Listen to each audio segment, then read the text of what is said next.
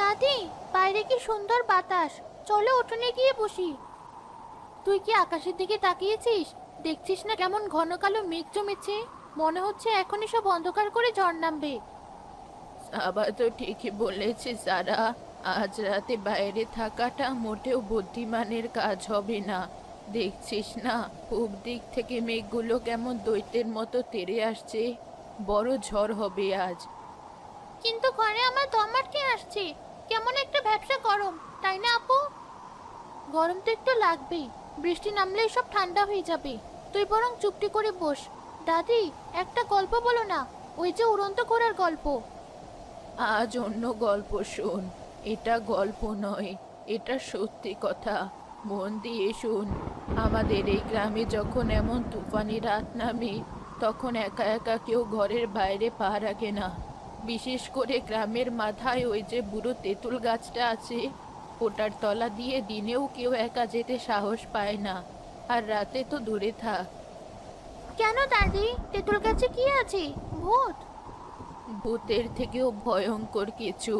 লোকে বলে ওখানে এক অশরীরী বাস করে। এক পেয়ে লোকে ওকে খুড়ো শাকচুন্নি বলে ডাকে। রাতের আধারে মানুষের রূপ ধরে মানুষের বাড়িতে হানা দেয়। এক পে? তার মানে কি ওর একটাই পা? তাহলে সে হাঁটে কি করে? খুঁড়িয়ে খুঁড়িয়ে হাঁটে, লাফিয়ে লাফিয়ে চলে। ওর হাঁটার শব্দ শুনলেই বুকের ভেতরটা ধরাস করে ওঠে। খপ খপ খপ। মনে হয় যেন কেউ একটা ভাঙা লাঠি দিয়ে মাটিতে ঘা মারতে মারতে আসছে। আপু, আমার কেমন যেন লাগছে। ভয় পাস না তো। দাদি তো আমাদের সাথেই আছে, তাই না দাদি? হ্যাঁ, আমি তো আছি। যতক্ষণ আমরা ঘরের ভেতরে থাকবো, সৃষ্টিকর্তার নাম মুখে রাখবো, ততক্ষণ কোনো বিপদ আমাদের ছুঁতে পারবে না।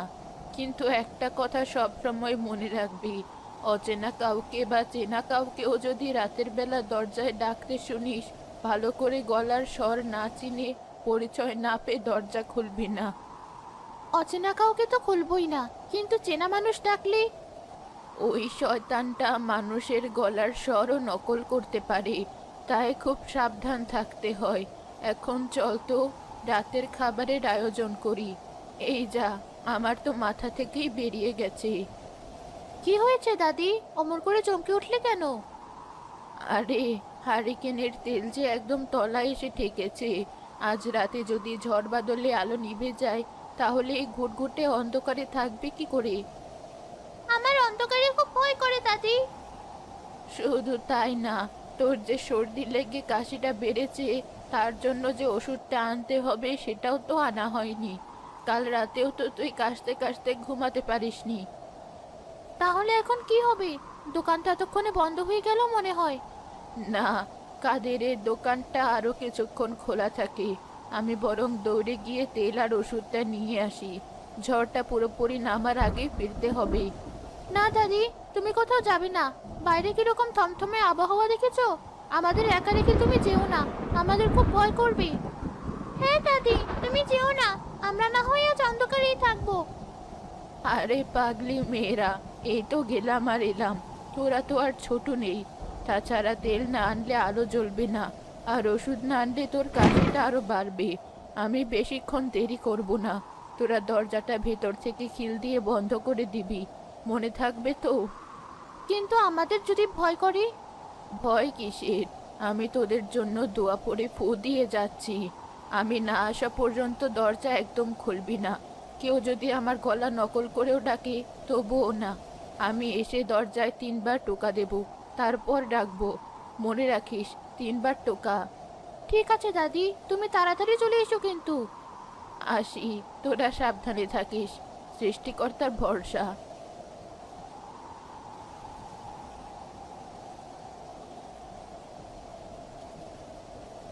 আপু, দাদি কখন আসবে? আমার খুব ভয় করছে। আরে ভয় পাস না, দাদি তো বলেই গেল তাড়াতাড়ি আসবে। হয়তো বৃষ্টির জন্য কোথাও আটকে গেছে। আমার মনে হচ্ছে ঘরের চালে কেউ যেন ঢিল ছুটছে। ও কিছু না, ঝড়ে গাছের ডালপালা উড়ে এসে পড়ছে হয়তো। তুই ওদিকে কান্দিস না তো। আয়, আমরা বরং গুনি আকাশে কতবার বিদ্যুৎ চমকায়। আমার খেলতে ইচ্ছে করছে না, আমার শুধু দাদির কথা মনে পড়ছে। হঠাৎ দরজায় একবার টোকা পড়ল। সাবা, সাবা, দরজাটা খোল দিদি ভাই, আমি একদম ভিজে গেছি। আপু, দাদি এসে গেছে, আমি দরজা খুলছি। তারা, যাস না। কেন আপু? দাদি তো বাইরে শীতে কাঁপছে, দরজা খুলতে মানা করছো কেন? দাদি কি বলে গিয়েছিল মনে নেই? 3 বার টোকা দেবে, এখানে তো 1 বার টোকা পড়েছে।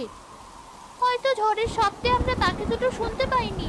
আর গলাটা তো একদম দাদির মতো। আমার কেমন যেন অন্যরকম লাগছে। গলার স্বরটা একটু বেশি ফ্যাসফ্যাসে, তাই না? কি হলো, কথা বলছিস না কেন? তাড়াতাড়ি খোল, আমার হাত পা জমে যাচ্ছে।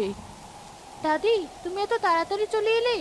হ্যাঁ দাদু ভাই, দোকান খোলা পেয়ে দৌড় দিয়েছি, কিন্তু পথে যা ঝড়, তাড়াতাড়ি খোল এখন। আমার ওষুধের শিশিটার তেলের বোতলটা এনেছো তো?